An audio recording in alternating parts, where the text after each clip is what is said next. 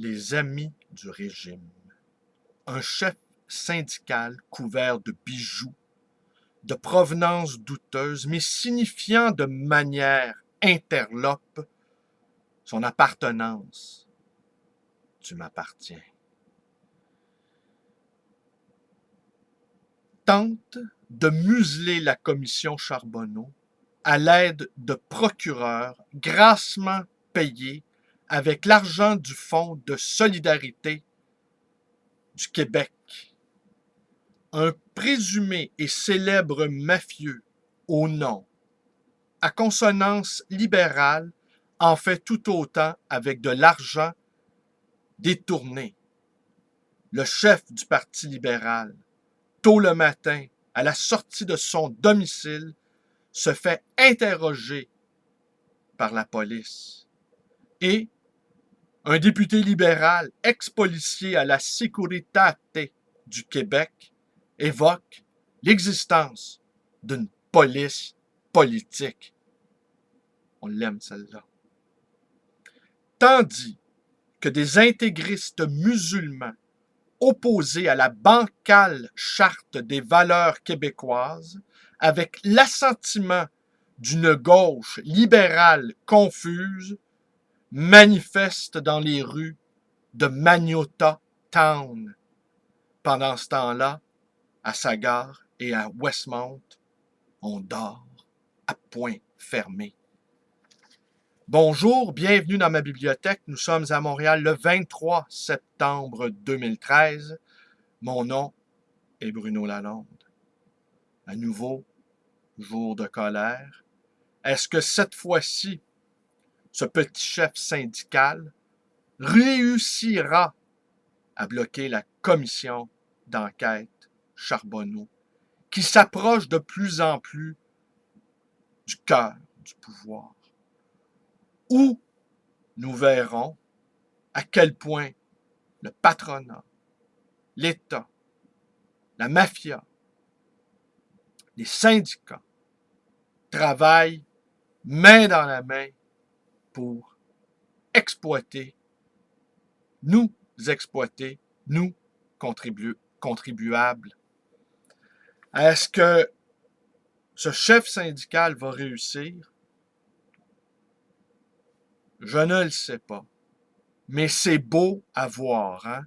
Ça ne sera pas la première fois que les syndicats mangent dans la main du patronat, lequel patronat a parti lié avec la mafia et laquelle mafia est incrustée dans les structures gouvernementales. On pourrait même, si on paranoïait un peu, imaginer un scénario où un Québec serait sur le point de devenir un pays, et là, nous verrions des attentats terroristes commis par des fanatiques musulmans avec de l'argent de la mafia italienne. Tout pour empêcher l'accession du Québec au rang de pays normal.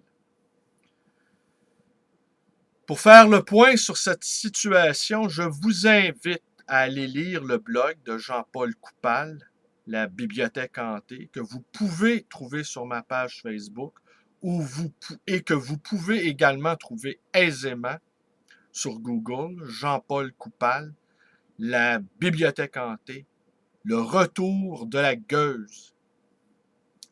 Et notre distingué collègue Réa Jean en a extrait une citation qui m'apparaît résumer l'ensemble du propos.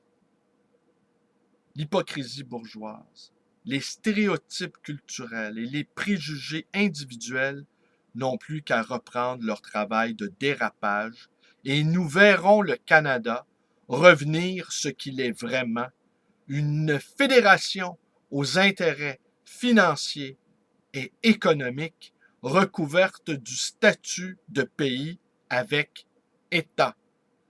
Quand on s'ennuie au Canada, et on s'y ennuie beaucoup Et souvent, rien de tel pour se divertir que faire du Québec bashing. Voilà. Voilà où nous en sommes en ce 23 septembre 2013. Tout est ligué contre le peuple québécois. Et je trouve ça particulièrement grave quand je vois des gens de ma famille politique, la gauche, aller soutenir tacitement des intégristes islamiques. Je trouve ça très grave.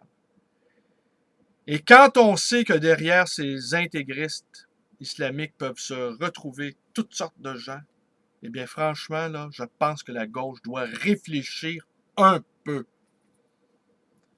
Alors, je vous lis un tout petit passage. Ben oui, je vais vous lire un tout petit passage. Et ce petit passage, je l'offre à cet ami, Jacques Cauderat, qui a également connu des moments difficiles dans sa vie, à l'instar de quelques-uns d'entre nous, moi inclus, où il est question de Charles Dickens.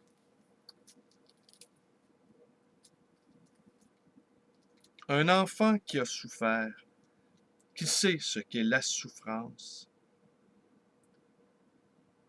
et qui conservera toute sa vie pour les pauvres un type de sympathie dont sont incapables tous ceux qui n'ont pas vécu la vie des pauvres. Donc, premier trait, pitié. Deuxième trait, désir de revanche contre les hommes durs qui exploitent l'enfance, contre les hypocrites qui se prétendent religieux et ne le sont pas assez pour être charitables, contre les maîtres d'école qui maltraitent leurs élèves, contre la prison, contre la misère, contre l'insolence. Il a désormais une victoire à remporter et il la remportera. Mais la nature de Dickens est telle qu'à aucun moment chez lui, le désir de revanche ne peut prendre forme révolutionnaire. Il ne désire pas changer l'ordre des choses, mais l'améliorer par plus de bonté. Essentiellement classe moyenne, essentiellement bourgeois, son ambition demeure de posséder la grande maison de Grad's Hill. Il veut réussir, et réussir au sens temporel, bien qu'il éprouve, et très fort, la joie d'écrire. L'idée d'être un artiste pur à la manière de Flaubert ne lui est même pas concevable. Il est un artiste parce qu'il a un besoin vif d'expression et des sentiments vrais à exprimer, mais il veut des lecteurs, un grand nombre de lecteurs. Enfin, ces lecteurs, il est armé pour les conquérir parce qu'il est à la fois semblable à eux et riche d'expériences qu'ils n'ont pas connues. Tel est ce jeune Charles Dickens aux yeux d'acier que la vie, à 20 ans, livre aux lettres. Eh bien voilà, on aurait besoin d'un Charles Dickens pour nous écrire ce qui se passe. Et si on veut vraiment avoir une petite idée télévisuelle de ce qu'un Charles Dickens moderne peut apporter dans la description des classes sociales, je vous conseille la série américaine The Wire qui se passe à Baltimore, où on y voit se déroulant de manière simultanée la vie dans les ghettos de Baltimore et la vie dans la haute bourgeoisie de Baltimore. Et il y a assez peu de différence, merci, entre le comportement agressif des uns et des autres.